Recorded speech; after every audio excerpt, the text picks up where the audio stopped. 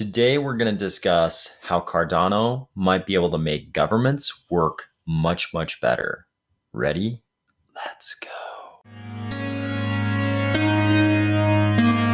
Yesterday, we discussed the possible scenario where pervasive use of Cardano causes a large reduction in tax revenues collected and the wholesale replacement of governments because they don't have enough funding to effectively do the things that governments need to do. We also talked about how that's probably not a good thing, not a good direction to go in the case of well-functioning democratic societies. Sure, most of us probably wouldn't mind if something like that happened to North Korea, but if we already have a democratic, well-functioning society where everyone has a voice in government, we probably don't want to change those institutions. Today, we're going to discuss how Cardano can help governments to function the way they're supposed to, the way we all really want them to. As we discussed yesterday, one of the primary roles of government is to provide a certain bundle of benefits to the citizens, and different citizens are entitled to different pieces of that bundle of benefits. Here you can see the US government has a website called benefits.gov, right? It's such a big part of what they do. They actually have a website just for benefits with a benefit finder. It's like if you don't even know what benefits you are interested in, they'll help you find a benefit. They have disaster relief, healthcare, financial assistance, loans. In fact, the scope of their role is so expansive, you can browse by agency and look at how many agencies are involved in the provision of benefits to the citizens. As you can imagine, I mean, this is part of that tragedy of the commons we talked about. There's so much administrative burden to be absorbed by the commons, in this case, the government, right? The government ends up having to absorb all the burden while all the citizens take all the benefits. Of course, we're paying for that in our taxes, but who would ever want to dismantle all of this and try to privatize all of it, right? Certain very radical political actors for sure would. But I think we made the case yesterday that that's not the most efficient way to go about this. Dismantling all of this is not efficient. What is efficient is helping all of these different agencies to do what they do more effectively. So if we think about some of the first categories of benefits here, disaster relief, family and children services, financial assistance, education, employment and career development. A big piece of the administration of these programs is deciding who gets the benefit, deciding the identity of the citizens who should be receiving this benefit, right? And that's where all the fraud comes in. People pretend to be their dead neighbors so they can collect, the benefit checks of their neighbors, things like that. And this is also where digital identity can come in. You could very easily imagine, pick any one of these programs, and you could very easily imagine an Atala Prism type digital identity program where every citizen of any nation, we could pretty much pick any nation. We know that this works in Ethiopia because it's already being used by the Ministry of Education, but it would also work for pretty much any nation on earth, right, that doesn't operate under a super corrupt model. So if at least the goal of the governmental system is to operate in a non-corrupt way, then digital identity would work great for that, right? So you could have, if it's disaster relief, every citizen in the area that disaster has struck, would have a digital identity, and it would be very easy to provide disaster relief loans. Everybody's got their digital identity through Atala Prism and an attached Cardano wallet. And, the president, we're oversimplifying here, the president pushes a button and everybody gets the proper amount of Cardano. It could be that easy to distribute the loan funds, family and child services, childcare, child support, early childhood services, death survivor. I mean, again, digital identity. You could your digital identity could convey whether or not you have children, whether or not you're entitled to these services, employment and career development, education and training, all these things. Are you actually enrolled in an institution? This could be attached to your Atala Prism identity, and then your educational loans could also be attached to that identity and be directed to the right educational institution. So a big piece of all this benefit provision by governments is really the identity piece. Governments are currently notoriously bad and inefficient at providing these benefits to the right people, like doing that identity piece. And we sort of see this on both ends of the spectrum. In the news, you see all the crazy stories about all the fraud, people collecting coronavirus stimulus checks for dead relatives, dead neighbors, all those kinds of horrible things, all the fraud with food stamps and, unemployment. We're all familiar with these kinds of stories. And then on the other end of the spectrum, if you talk to anybody who rightfully deserves any of these benefits, you oftentimes hear stories. Obviously, it's all anecdotal, but you oftentimes hear stories about how difficult it is to actually get the benefits they're entitled to. How many forms they have to fill out. How they had to go to a building, a building somewhere and wait in a huge line. It took 3 hours. They had to, get an appointment 3 months in advance and then go and wait 3 hours the day of. If the identity piece was determined more efficiently, a lot of this stuff would go away. One shocking thing about modern governments is just how much buying they have to do just to be able to function and provide all those benefits to all those citizens. I mean, here we are at the at sam.gov, which is kind of like the home for federal contracting these days. And if I plug in something simple, like they suggested light bulbs as one of the example searches. So let's search for light bulbs. When we search for light bulbs, what we find is that there are 1,700 possible government contracts related to light bulbs. This is light bulbs, right? We're not talking about, some kind of, defense contracting weapons system or something like that. This is light bulbs. They've got 1,700 different contracts for light bulbs. And it's because of this crazy tragedy of the commons where the government has to absorb all this burden. Somebody has to absorb all the burden of providing all these services to the citizens. And we kind of centralize that in the government. So they have to do this crazy amount of contracting, buying from vendors and service providers.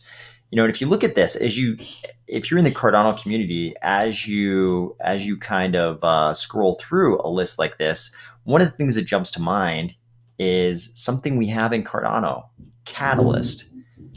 In Catalyst, we're also doing some spending of funds that are sort of ascribed to the community, right? This is the same as the government, all this government buying, right? Granted, we're buying innovation and projects to be built, but it's kind of the same thing. I mean, you could imagine a catalyst style system, maybe not for things like light bulbs, but I mean, if we're looking at, designing a new building in the center of town, it's a federal building. And there are questions about, competing architecture firms with radically different designs for that building. Obviously there's some expertise issues there. You need to have certain vetting of the ideas by people who have the requisite expertise, but you could have a catalyst type system for voting on certain things. Even at the city government level, it's like, should we build a soccer field or should we build a playground? You could have catalyst style voting of the citizens on something like that. Should we build a community college, or should we build more of a like a community sports facility, that kind of thing? There are a million things, a million decisions the government has to make. And the way it currently works, you elect officials, and then theoretically those officials, are representing your best interests. And in a lot of cases, we do have some cases where we directly vote on those kinds of things in referendums and things like that. But in a lot of cases, these government bureaucrats, we're going to use that word, bureaucracy. This is the bureaucracy. This is the those decisions are made within the bureaucracy. And through some of the institutions we've already started building in crypto, we could decentralize a lot of that. You don't have to have a bunch of bureaucrats being taken out to lunch by the companies who want to build the playground versus the hockey rink versus the community college. We could just have all the citizens vote on this kind of stuff, with the proviso that there are a lot of things that need to be vetted by people with the proper expertise. But there's probably a lot of these decisions that are made within the bureaucracy that can be decentralized out to the citizens through something that probably ends up looking a lot like Catalyst, albeit a lot bigger, probably more complicated, but it could operate on the same kind of premise, and it would probably be a lot more efficient than the system we have now, where bureaucrats basically get taken out to lunch by everybody and end up making that decision on their own. True, we have checks and balances in place; they have to justify their decision, but it's a lot. I think it might be a lot better to have the group making more decisions and these bureaucrats making fewer decisions on government spending. Another big area of government function is credentialing, right? Licensing of people in various occupations. Again, here I always pick Wyoming because it's the least populous state in the United States. A lot of us live in basically neighborhoods that have more people in them than the entire state of Wyoming, right? It's a tiny, tiny population. So it's interesting to look at just how entangled bureaucracy is in modern governments. When you look at the tiniest possible jurisdiction, right? The jurisdiction with the least amount of people, it should be the least complicated. And then you see how complicated that is. So Wyoming is our least populous state in the United States. And we can see here are all the different licensing boards Wyoming needs, the smallest state by population. They need this many: Board of Medicine, Board of Midwifery, Board of Psychology, Board of Podiatry, Dietetics Board, Dental Board, Funeral Service Provider, Geologists, Family Services, Banking, which has a big impact on crypto currently, Nursing, Pharmacy. They have to have this many different credentialing boards. So again, this is a little bit of the digital identity space. I think anybody who's had to wait in line for a driver's license at what in North America is usually called the DMV, the Department of Motor Vehicles, goes by different names, but notoriously that's one of the worst bureaucratic experiences citizens of North America tend to have, right? I'm sure somebody's going to come out and say that in their state the DMV is wonderful or something like that. Great, good for you. In a lot of places, it is not good. And digital identity could solve a lot of this. What if your driver's license is just in something that looks like a Tala Prism? It's there all the time. You can easily pull it up from any electronic device. You can download a Tala Prism onto anything and pull it up anytime you need to show your driver's license.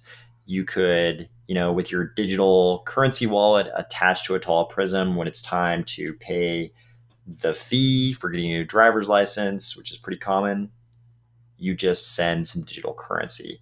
Again, a lot of this, and these are all obviously professional licenses, not driving licenses, but it's kind of the same thing. I mean, in North America right now, a lot of times when you fill this kind of stuff out, if you're lucky, there's a website. You just go to the website, punch in your credit card, and fill out a bunch of horrible forms and hit the send button, and you're good to go. You get a receipt sent to your email.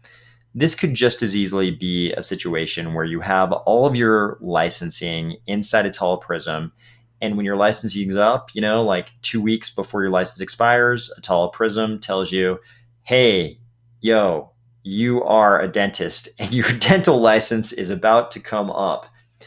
Instead of you going to their website and filling out the forms and then punching in your credit card number, how about I just take all the info, being a Tala Prism, just take all of the info from your digital identity, all the info that's actually necessary for this licensure, I plug it into the forms, send that to the Board of Dentistry or whatever they call it in Wyoming, along with the right amount of digital currency. And this is a one-touch thing for you. The reason it can be one touch is because your digital identity already contains all the information that might be necessary to fill out those forms.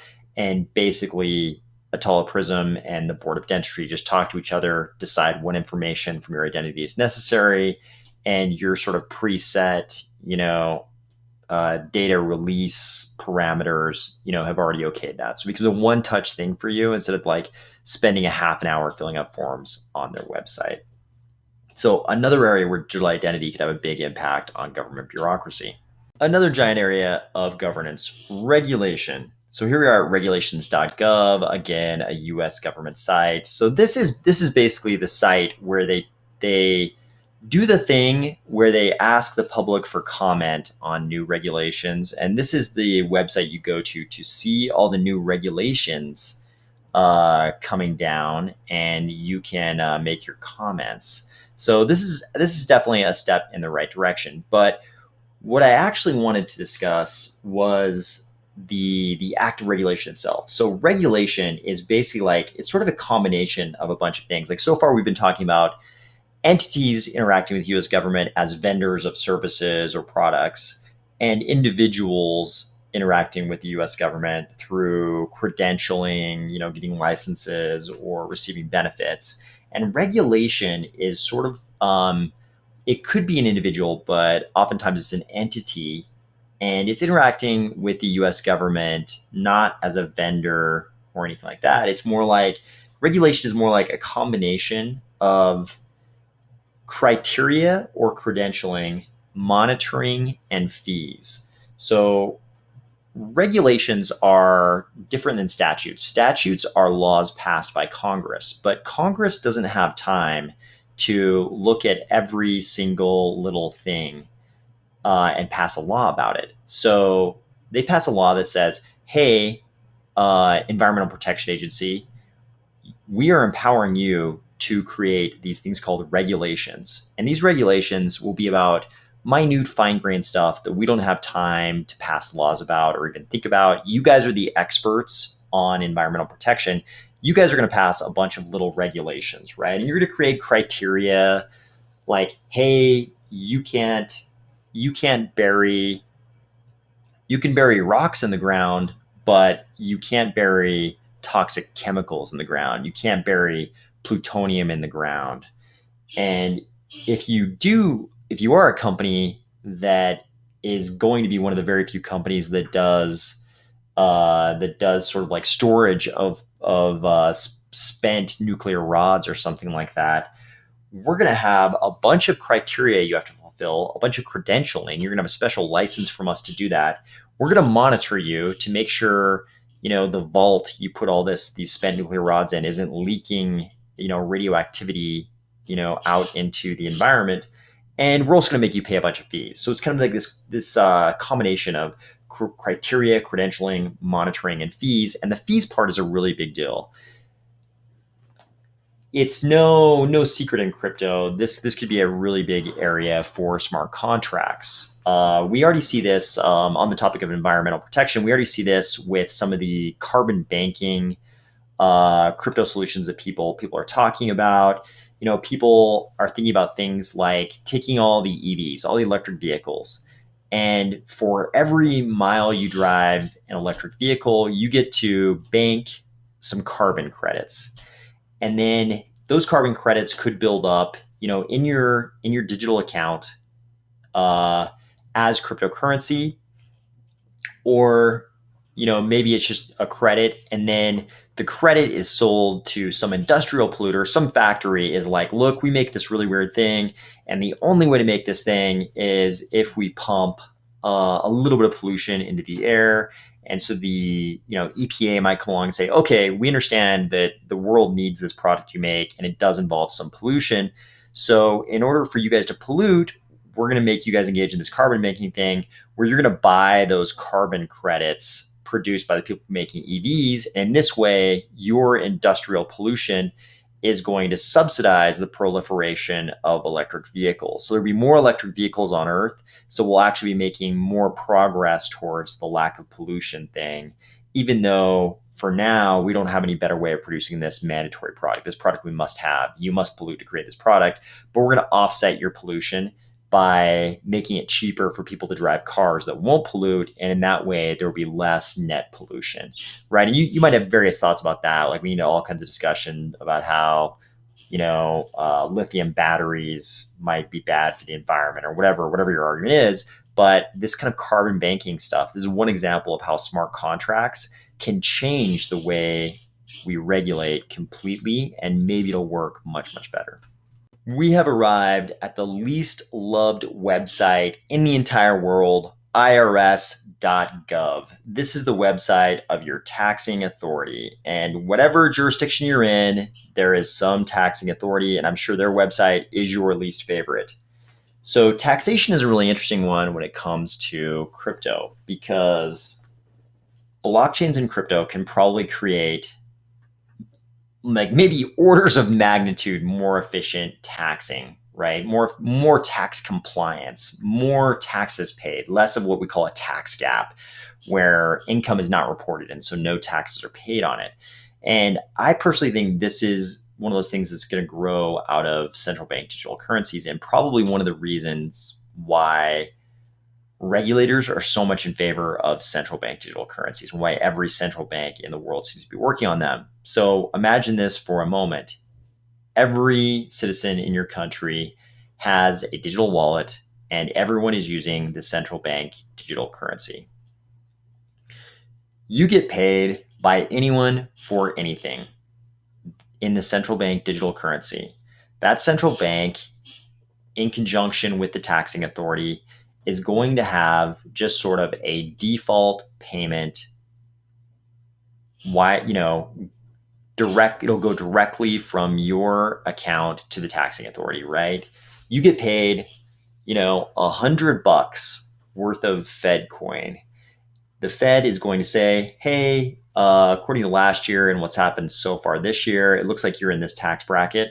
So we're automatically going to circumvent, X% of that $100, whatever it is, 35%, 24% of that, 24 Fed coins, 35 Fed coins. We're gonna take that amount and send it directly to the taxing authority. It's not even gonna hit your account. We just saw that someone was paying you 100. So the default is that the fully taxed amount goes directly to the taxing authority. If there was some reason why this was not taxable income, you can prove that to us later and get that back. So that's the scary part. It could be a drastically different picture than now, where we have sort of voluntary reporting of income, and you end up telling your taxing authority, "Hey, I made this much," and then it's sort of on them to prove, to make an accusation that you actually made more than you reported. CBDCs could lead to them taking the other position, where they automatically tax you at the amount for your currently assigned tax bracket, and then you have to come back later and explain to them how it wasn't income, right? Obviously, there could be sort of these built-in parameters. You could prove to them ahead of time, like, hey, I'm going to get a bunch of money from this party. This is not income. This is actually, my grandmother making a birthday gift to me or something like that. I'm sure there's ways we can build parameters to have certain types of obviously non-taxable transactions not taxed. But the point is, instead of the default being that every citizen gets to voluntarily report income, the default could become, if digital assets in the form of this CBDC go into your wallet, they assume it's income, and then it's up to you to prove that it wasn't income. This would obviously result in much, much higher tax compliance in almost any jurisdiction, and it would be hated.